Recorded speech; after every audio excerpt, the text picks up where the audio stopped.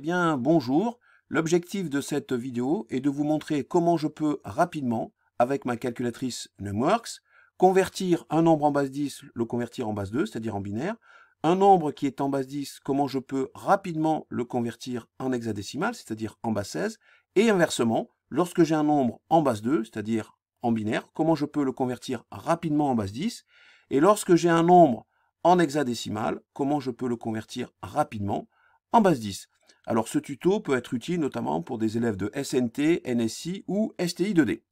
Alors pour cela, je vais dans le menu Python, OK, et je choisis d'aller dans la console d'exécution, c'est-à-dire en mode interactif, OK, vous voyez ici j'ai les chevrons, et je vais utiliser la fonction prédéfinie bin pour convertir un nombre en base 10, le convertir par exemple en binaire.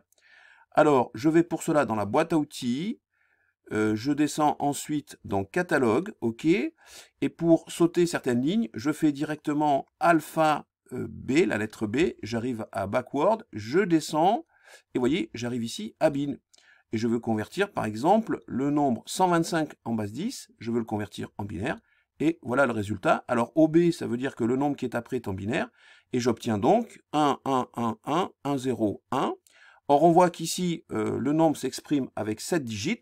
Si on me demande une réponse sur un format d'un octet, ce qui est souvent le cas sur 8 bits, je peux rajouter un 0 à gauche. Hein, c'est comme quand vous êtes en base 10, 2 est égal à 0,2. Par contre, on est bien d'accord qu'on ne peut pas rajouter un 0 à droite lorsqu'on parle de partie entière, parce que 2 n'est pas égal à 20.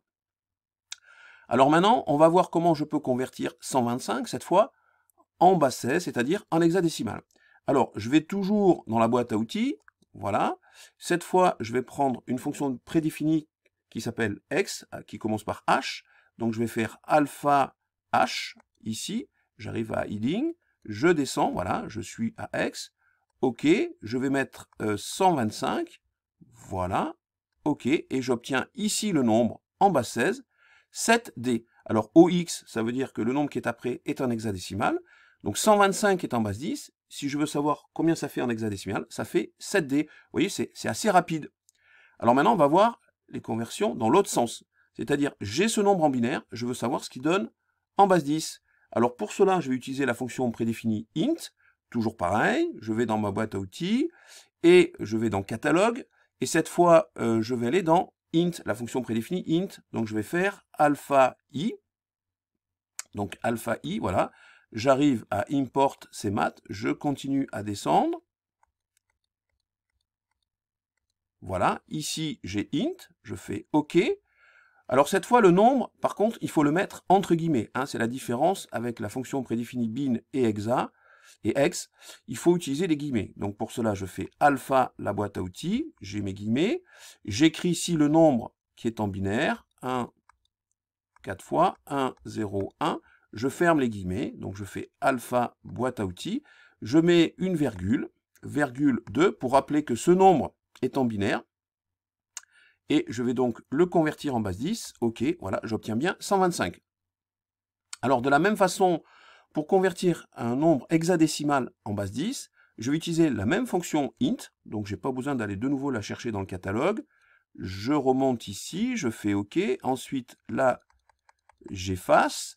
Alors, j'écris 7D, donc alpha D, voilà. Je ferme les guillemets, je mets une virgule, voilà. Mais cette fois, je ne vais pas mettre 2, je vais mettre 16, pour dire que le nombre que j'ai écrit ici est en base 16. Et je veux le convertir en base 10. Et voyez, j'obtiens encore une fois 125. Et bien voilà, c'est fini. J'espère que cette vidéo vous a plu. Et je vous dis donc à bientôt sur la chaîne YouTube Skol Mathématiques.